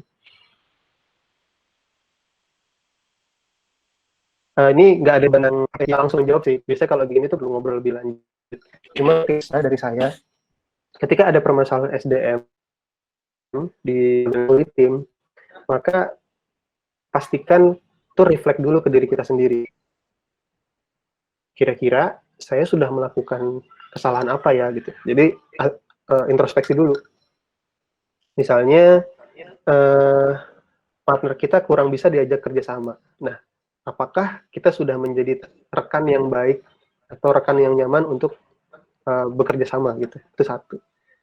Kita belajarlah gimana ya caranya jadi rekan tim yang bisa kooperatif bersama. Nah, harus selalu mulai dari diri sendiri dulu. Jangan kita berharap orang lain itu berubah. Itu tipsnya. Yang kedua, kita udah mencoba berbenah diri, dan hikmahnya adalah kita jadi berbenah kan karena ada permasalahan itu. Yang kedua adalah ngobrol. Nah, biasanya ini tuh isu komunikasi. Ngobrol, sampaikan ekspektasinya gitu ya. Nah, misalnya kakak tingkat kan, Kak, kita ada kerjaan ini nih untuk bikin konten, saya boleh minta tolong dibantu nggak untuk bisa bikin konten, karena saya lagi stuck nih, saya kehabisan ide gitu. Nah, kita lihat responnya. Bisa jadi mudah-mudahan dia ngerespon dengan baik. Nah, ketika dia ngerespon dengan baik, berarti permasalahannya kita kurang berkomunikasi kemarin. Tapi kalau ngeresponnya kurang baik, disampaikan lagi, nah Kak, kira-kira apa ya yang perlu kita perbaikin di tim kita, karena saya ngerasa hubungan kita kurang begitu baik gitu ya. Jadi ngomong aja jujur dengan cara yang sopan gitu. Terus nanti di ekspektasinya, soalnya saya ekspektasinya kakak bisa ngebantu kita untuk bisa bikin konten. Kira-kira apa ya yang kita perlu, apa yang bisa, nah, itu komunikasi teman-teman. Kalau di maupun di karena saya kan ngeliat juga ada 10 orang di bawah. Saya tuh punya mereka. Jadi online session.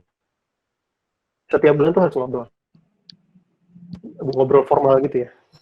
Jadi setiap bulan tuh harus ngobrol, nanyain ngasih feedback ke dia kalau dia ada yang salah gitu, ada yang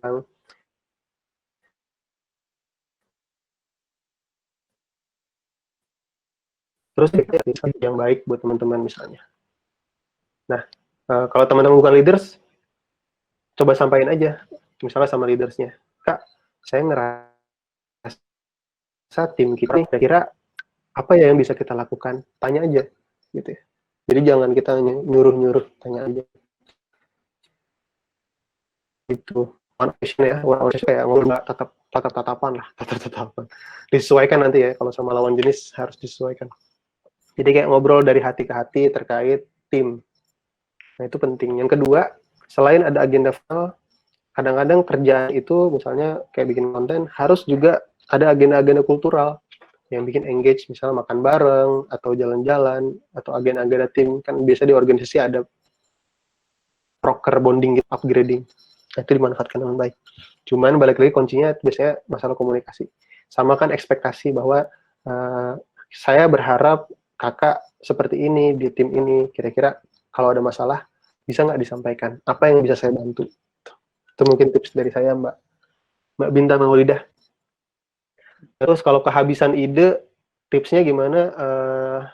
Nggak ada tips lain selain kita mengkonsumsi konten.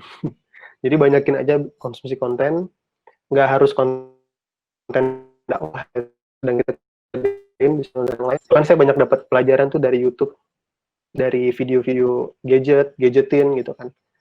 Mereka bisa ngasih banyak poin belajar, bikin thumbnail yang baik, bikin judul yang baik, bisa ngambil inspirasi dari mereka gitu. Terus lanjut ke pertanyaan selanjutnya ya. Ya. Kak Izzy tanya, apakah boleh ketika berdakwah baik melalui lisan, tulisan itu kita mengharapkan supaya mendapat uang. Apakah hal demikian diperbolehkan? Jawabannya gimana? Kalau tergantung teman-teman.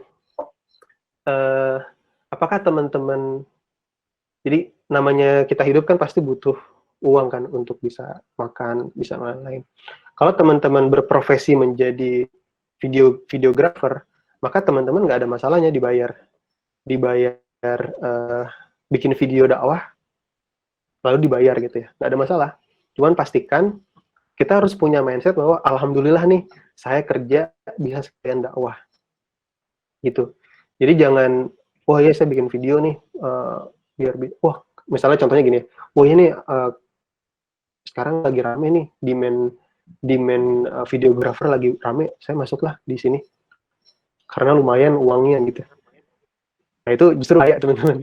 Tapi coba teruskan niat, pastikan apa yang kita butuh lillahi ta'ala, dan kita niatkan juga bahwa bekerja kan juga bagian dari ibadah. Kayak teman-teman Yaumi gitu ya. Teman-teman Yaumi itu digaji teman-teman profesional. Jadi mereka men-set up program-program event-event itu mereka digaji setiap bulan. Cuman yang saya sampaikan karena kan itu mereka full time ya. Full time mereka setiap hari Senin sampai Jumat ngurusin Yaumi. Ya kita ganti waktunya dia. Benefitnya justru ketika teman-teman bisa kerja sekaligus dakwah, sekaligus ngembangin diri gitu. Mungkin jawaban dari saya, nggak masalah kalau kita mendapatkan uang dari situ karena keahlian kita sebagai videographer atau content creator, tapi jangan jadikan itu sebagai tujuan gitu. Justru bikinlah itu jadi bonus. Alhamdulillah nih saya kerja bisa sekaligus bisa dakwah gitu ya. Itu ya Mas Cahyono, mudah-mudahan menjawab. Sudah nih, apa lagi? Ada lagi pertanyaan yang lain? Ada lagi yang ingin bertanya teman-teman? Kalau tidak ada, kita langsung ke doa dan penutup. Gimana Izin teman-teman? bertanya, atau ada izin bertanya? Ya. Izin bertanya lagi Mas Wahyu, berapakah jumlah tim konten creator di semangat Kak Tiara. Dan apakah konten yang dibuat sudah terjadwal dan sebelumnya ada waktu khusus? Oke. Jumlah tim konten creator kita itu cuman ada content writer sekaligus sebagai social media manajernya, namanya Kak Yasmin. sama ada satu lagi desainer. Gitu. Jadi cuma 2 sebenarnya. Nah, itu di nge-handle kerjaan konten, ngerjain yang lain juga. Makanya sekarang ada internship. Ada beberapa teman-teman internship yang desain gitu ya. Jadi ada internship 2 desainer, jadi ada 1 content writer. Cuman komposisi tim yang ideal menurut saya ada content writer, ada desainernya. Kalau ideal lagi ada 1 lagi manajernya. Jadi manajer tuh yang mikirin schedulingnya gimana, konten apa yang harus dibikin dan seterusnya. Terus iya, apakah kontennya sudah buat terjadwal? Iya, biasanya kita pakai namanya Creator Studio. Facebook Creator Studio. Karena kan posting kan sore-sore. Sore-sore kita bikinnya pagi atau misalnya sekarang hari Senin, kita udah bisa bikin konten Selasa, Rabu, Kamis gitu ya. Nanti ditaruh di Creator Studio, di scheduling kayak gitu. Misalnya di Yomi, nanti kita bisa bikin schedule nih. Oh, postingan ini di-schedulekan di tanggal sekian, di jam sekian. Nah, itu nanti dibantu sama Facebook Creator Studio. Nah, idealnya sih kita punya tabungan. Jadi jangan kejar tayang. Misalnya hari ini hari Rabu, kita baru bikin hari Rabu. Sebisa mungkin kita nabung. Gitu ya. Karena konsistensi itu penting. Konsisten setiap hari minimal 1 konten itu penting. Kalau sekali 2 kali kita bolong, maka nanti akan berpengaruh terhadap performance Instagram kita. Gitu. Misalnya reach-nya jadi nggak banyak, engagement-nya jadi turun. Gitu. Gitu.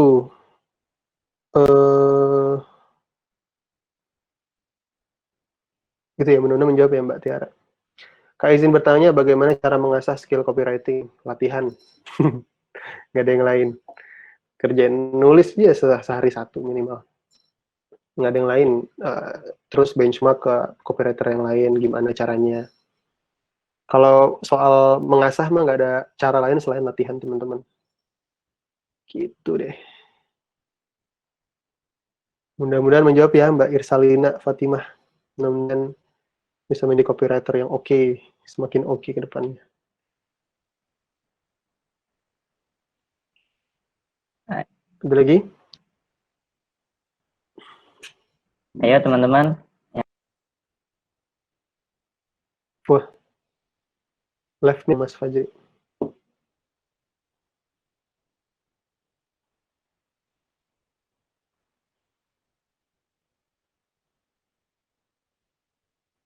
Ada lagi yang mau bertanya?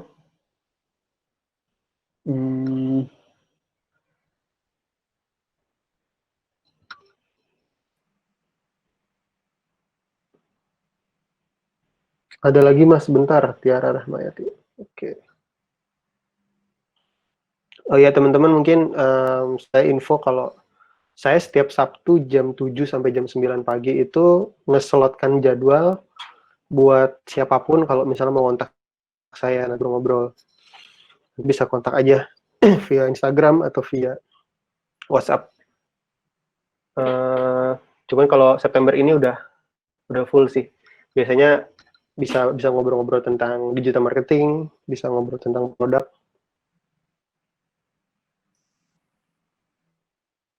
Apakah kelas copywriting? Insya Allah bulan depan mau bikin kelas khusus buat desain sama copywriting. Asik.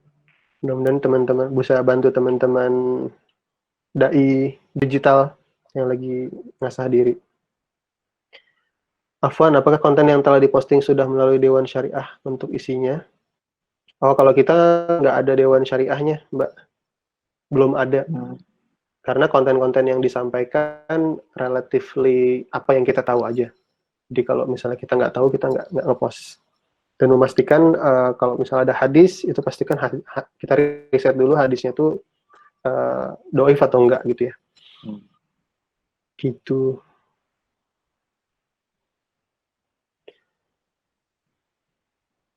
Oh, rame nih. Memulai buat konten itu mudah, tapi bagaimana cara kita bisa konsisten? Nah, memang itu persoalan yang lain. Konsisten itu butuh why yang kuat. Teman-teman harus punya alasan. Biasanya kalau yang nggak kurang konsisten itu karena alasannya tidak terlalu kuat. Nah, akan lebih baik juga kalau teman-teman punya komunitas yang bisa saling support, bisa saling sharing gitu kan. Kalau sendirian tuh biasanya susah, konsisten sendirian. Dengan di Yomi ada komunitas Yomi, alumni-alumni dari bootcamp-bootcampnya, kelas-kelasnya itu dikumpulin, bisa sharing-sharing, kayak gitu. Tiap bulan juga ada sharing-sharing organik. Perlu cari komunitas, teman-teman. Kak, mau bertanya dong, untuk aplikasi bagi pemula buat desain apa ya? Soalnya kalau Instagram kan diperluin banget aplikasi. Oke, bisa pakai Canva. Bahkan saya bikin konten pakai PowerPoint. Saya bisa pakai Microsoft PowerPoint, bisa pakai Canva. Itu yang paling basic. Yang penting cari font yang bagus, teman-teman basic design, kalau kayak misalnya harus kontras, nggak harus yang ilustrasi canggih-canggih ya. Yang penting orang tuh nyaman baca. Terus ada kontras ya, kalau hitam sama putih gitu. Jangan background-nya hitam, fontnya biru tua, jadi kan nggak kelihatan tuh. Nah, teman-teman harus tahu juga basic-basic design. Itu nggak susah kok, bisa di googling. Pakai Canva insya Allah cukup. Oke, sama-sama Mbak Ahda Sabila. Ada lagi? Ini nggak ada yang pakai voice nih, chat aja semua.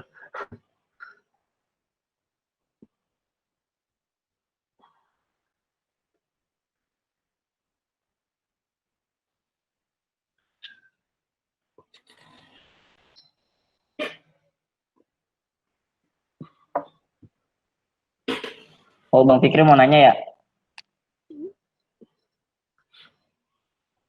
Ayo Bang, tafadhol, tafadhol.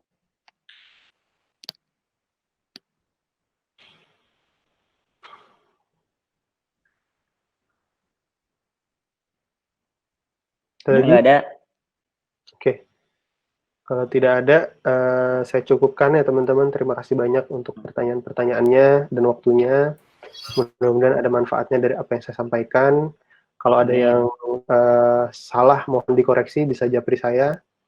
Kalau misalnya ada yang benar, itu datangnya dari Allah. Dan kalau ada kritik atau saran bisa sampaikan. Jangan sungkan. Mau ngobrol-ngobrol bisa atur janji juga tadi ya, di Sabtu pagi, jam 7 sampai jam 9. Dari saya gitu aja. Terima kasih banyak. Wassalamualaikum warahmatullahi wabarakatuh. Waalaikumsalam warahmatullahi wabarakatuh. Masih Kak atas waktunya. Terima kasih Kak Wayu atas waktunya. Oke teman-teman, kita masuk ke acara selanjutnya, yaitu doa akan dibawakan oleh saudara kita Akmal Amin. Silakan. Baik. Bismillahirrahmanirrahim warahmatullahi wabarakatuh. Waalaikumsalam. A'udzu billahi minasyaitonir rajim. Bismillahirrahmanirrahim. Allahumma shalli ala sayyidina Muhammadin fil awwalin wal akhirin wa barik wa sallim wa radiyallahu ta'ala an kulli sahabati rasulillahi ajma'in. Bismillahirrahmanirrahim. Alhamdulillahi rabbil alamin. Hamdan syakirin, hamdan na'imin, hamdan yu'afin ahma yukafi'u mazidah. Ya Rabbana lakal hamdu wa lakal syukru kama yanbaghi li jalali wajhikal karim wa azimi sultanik. Allahumma shalli ala sayyidina Muhammad wa ala ali sayyidina Muhammad.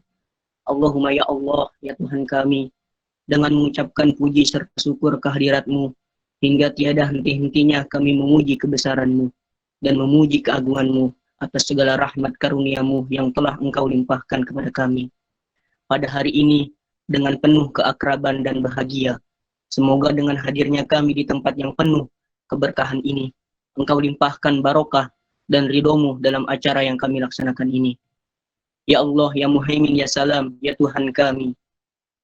Kegiatan, seminar, atau workshop kali ini sangat besar arti dan maknanya bagi kami, terutama menjalin hubungan silaturahmi antar sesama manusia, makhluk terbaik yang Engkau ciptakan dari semua makhluk. Engkau hadirkan kami di sini tidak lain hanyalah untuk sekaligus meningkatkan kompetensi kami di bidang pendidikan yang kami temui kompetensi kami masing-masing. Untuk itu ya Allah, tanamkanlah sifat Rahman dan Rahim-Mu kepada kami, agar kami mendapatkan ilmu yang bermanfaat pada hari ini. Allahumma ya Kudus ya Salam ya Allah, penentu masa depan. Masa depan adalah milik generasi penerus kami. Jadikanlah kami sebagai generasi yang beriman dan bertakwa.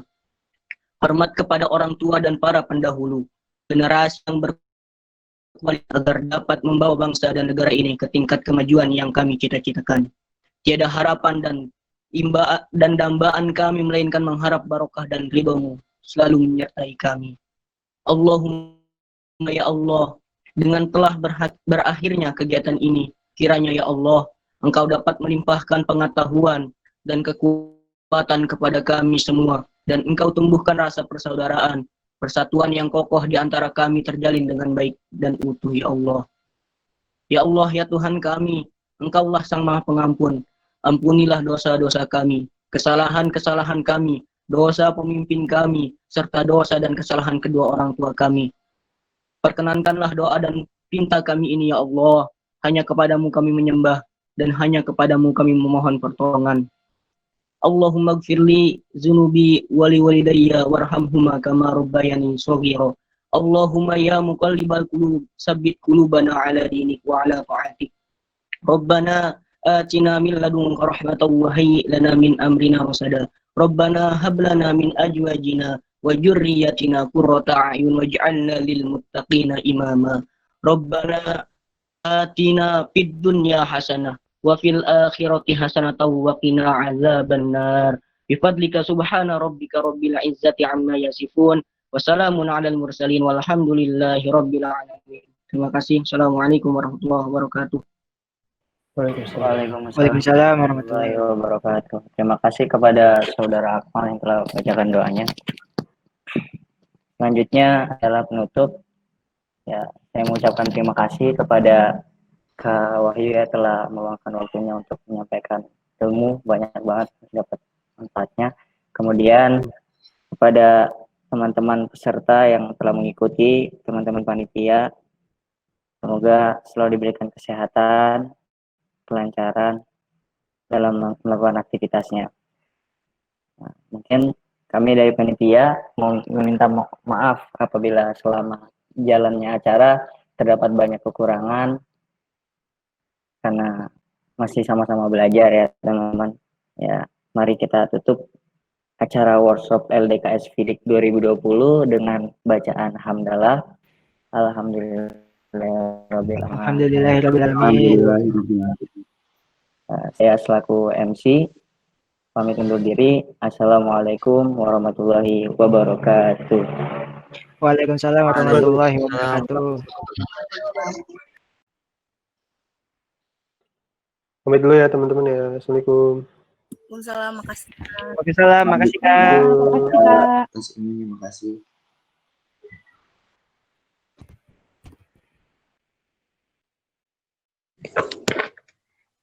Terima kasih, Masya Allah bermanfaat sekali.